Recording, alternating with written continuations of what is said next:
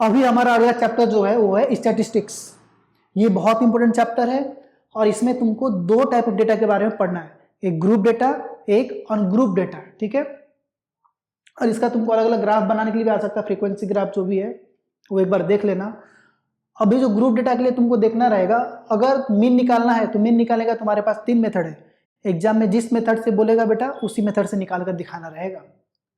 Direct method मतलब कि sigma xi अपन sigma fi कर दो, ये तो पता है। एज्यूम में क्या करते हो तुम, एक किसी को मीन मान लेते हो, उसके अकॉर्डिंग फिर करते हो, क्या होता है x bar equals to assume mean plus sigma fi di upon sigma fi।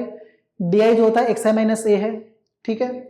Step deviation method क्या होता है, वही सेम फॉर्मूला a प्लस, इसमें भी एज्यूम मेथड आता है सिग्मा fi ui, इसमें di इसमें ui है, और di जो इसमें का xi माइनस ए टेबल ही बनता है, और इसमें ui जो है एक टेबल बनता है xi माइनस ए अपन h करके, ठीक है। ये खास करके ये दोनों तब यूज होता है जब डेटा बड़े बड़े रहते हैं, कैलकुलेशन में दिक्कत होते हैं, तो हम डेटा को छोटा करते हैं इन सब चीज़ों की मदद से, ठीक है। तो एग्जाम में जिस मेथड से बोलेगा उस मेथड से तुमको करना होगा, बाकी प्रैक्टिस तीनों मेथड से कर लेना, ठीक है। अब आता है मोड निकालने का। तो भाई मोड क्या होता है, तो जो फ्रीक्वेंसी सबसे ज़्यादा होता है जिस क्लास का, वही मॉडल क्लास बन जाता है हमारा।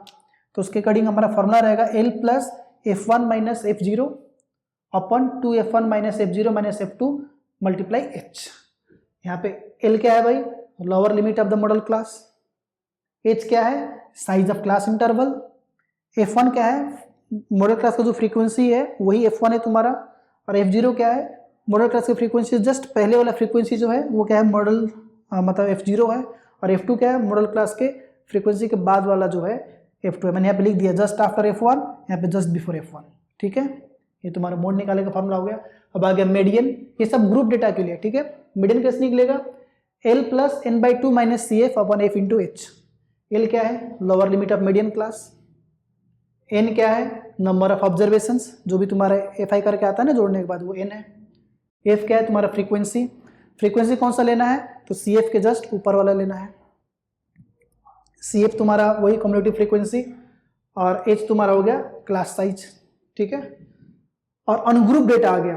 अब अनग्रुप डेटा में हम क्या करते हैं, तुमको अगर मीडियन निकालना है, खैर मीन निकालना है तो सिंपल सबको ऐड कर दो, डिवाइड बाय n कर दो अनग्रुप डेटा में, ठीक है। अगर मीडियन निकालना है तो थोड़ा सा दिमाग लगाना होगा, देखना होगा तुम्हारा n ऑड है कि इवन है।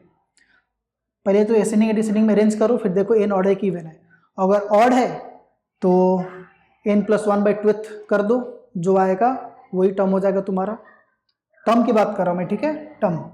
अगर n इवन है तो तुमको क्या करना रहा होगा, 2 का एवरेज लेना होगा। कहने का मतलब कि n/2 टर्म में जो आएगा वो प्लस n/2 प्लस 1 टर्म में जो आएगा, उन दोनों को ऐड करके डिवाइड बाय 2 कर दो, तुम्हारा वो मीडियन हो जाएगा अनग्रुप डेटा के लिए, ठीक है।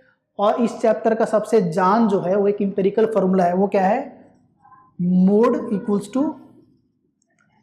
3 मीडियन माइनस 2 मीन। अब इस फॉर्मूला को याद रखने में बच्चे अक्सर गलती कर देते हैं, तो मैं एक इजी मेथड बताता हूँ। भाई मीडियन क्या होता है, बीच का वैल्यू होता है, बस यही याद रखना, मोड और मीन के बीच में क्या आएगा, मीडियन आएगा।